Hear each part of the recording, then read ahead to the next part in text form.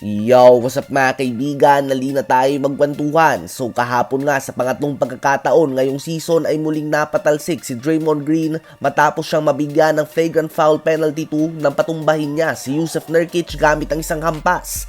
Paliwanag nga ni Draymond ay hindi naman niya ito sinasadya na tamaan. Binibenta niya lang nga daw ang tawag upang makita ng mga officials na hinahawakan siya ni Nurkic.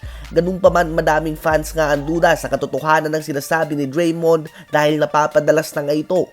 Dati nga ay kilala lamang si Draymond Green bilang isang physical player na matalino at magaling na defender na kayang depensahan ang 1-5 position. Ngunit ngayon nga ay nakikilala na siya bilang isang dirty player. Habang ayon naman sa kanyang former teammate na si Swaggy P, Nick Young, mukhang mga European at international players lang ang tinatarget ni Draymond Green. Well, ito nga ang ginawa niya kay Nurkic kahapon lang. Ito naman ang ginawa niya sa taga-France na si Rudy Gobert kumakailan lang. At last playoffs lang ay naisahan niya din ang taga-Lithuania na si Sabonis. Dati nga ay ginawa niya din ito kay Steven Adams na hindi naman European dahil taga-New Zealand nga ito. Ngunit isang international player din nga ito mga kaibigan tulad ng sabi ni Nick Young. Kaya naman ang tanong ng iba ay sinasadya nga ba ito ni Draymond Green? Namimili ba siya ng player na kanyang sasaktan? Ano ba masasabi nyo tungkol dito? Ngayon ay tumungo naman tayo kay D'Angelo Russell. Sa season na ito ay medyo bumagsak ang kanyang stats, ngunit isende pa din naman ito na 16 points, 3 rebounds and 6 assists per game.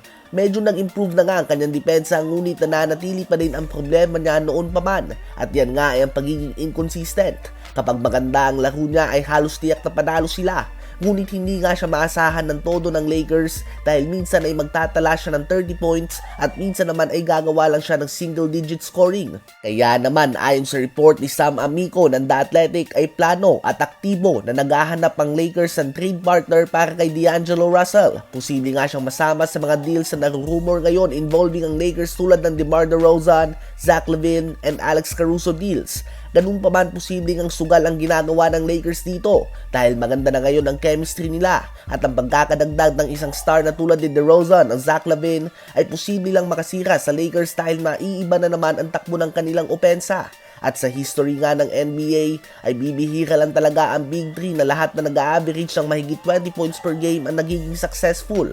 Kayo ba mga kaibigan, sa palagay nyo ba ay dapat na isama ng Lakers si D'Lo sa trade package para kay DeRozan, Zach LaVine o Caruso? Isama na din natin sa update na ito na questionable sa LeBron at Anthony Davis sa kanilang game kontra sa San Antonio Spurs mamaya. Ito nga ang second night of back-to-back para sa Lakers. Kahapon ay natalo sila kontra sa Mavs sa dikit na score ng 127-125. Hindi na nga nakakagulat kung may pagpapahinga silang dalawa sa game kontra kay Wemby at sa Spurs na patungo sa game na ito na may 17-game losing streak at record na 3 wins and 19 losses. Dulo nga yan ng West.